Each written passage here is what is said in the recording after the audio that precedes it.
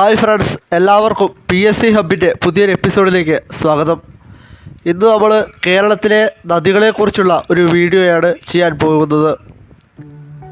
കേരളത്തിൽ ഏറ്റവും കൂടുതൽ നദികളുള്ള ജില്ല ഏത്? കാസർഗോഡാണ് ശരിയായ ഉത്തരം, 12. കേരളത്തിലെ ഏറ്റവും നീളം കൂടിയ നദി ഏതാണ്? പെരിയാർ ആണ് ശരിയായ ഉത്തരം. നൈൽ ഓഫ് കേരള എന്നറിയപ്പെടുന്ന നദി ഏത്? ഭാരതപ്പുഴയാണ് ഉത്തരം. ഗിഫ്റ്റ് ഓഫ് പമ്പ എന്നറിയപ്പെടുന്ന നദി ഏത്? കുട്ടനാടാണ് ശരിയായ ഉത്തരം. യു ഷേപ്പ് ആകൃതിയിലുള്ള നദി ഏതാണ്? ചന്ദ്രഗിരി പുഴയാണ് ശരിയായ ഉത്തരം. വില്യം ലോഗന്റെ മലബാർ മാനുവലിൽ പരാമർശിച്ചിരിക്കുന്ന നദി ഏത്? Korapuzha. Eyebrow of the Arabian sea എന്നറിയപ്പെടുന്നത് ഏത് നദി? മയ്യഴിപ്പുഴയാണ് ശരിയായ ഉത്തരം. മഞ്ഞ നദി എന്നറിയപ്പെടുന്ന കേരളത്തിലെ നദി ഏത്? കോഴിക്കോട് ജില്ലയിലെ കുറ്റ്യാടിപ്പുഴയാണ് ശരിയായ ഉത്തരം.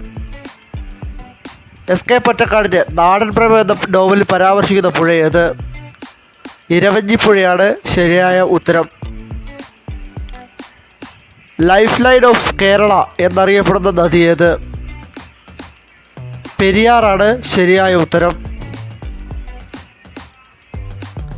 കേരളത്തിൽ 100 കിലോമീറ്ററിലേറെ നീളമുള്ള നദികൾ എത്രയുണ്ട്?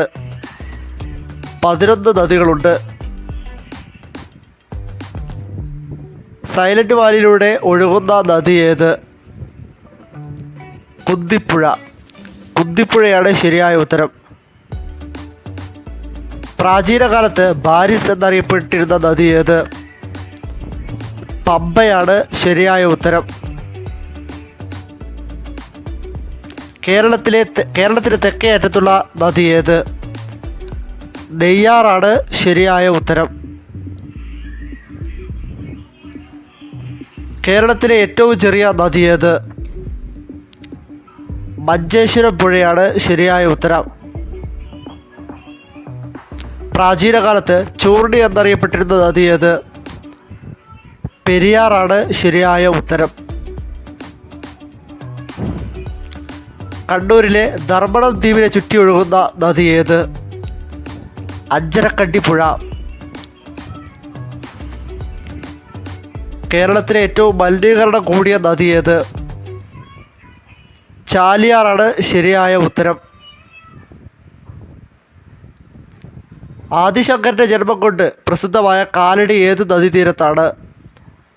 പെരിയാറാണ് ശരിയായ ഉത്തരം. കേരളത്തിലെ നയാഗ്ര എന്നറിയപ്പെടുന്ന വെള്ളച്ചാട്ടം ഏത്? ഉത്തരം തൃശ്ശൂർ ജില്ലയിലെ അതിരപ്പിള്ളി വെള്ളച്ചാട്ടം.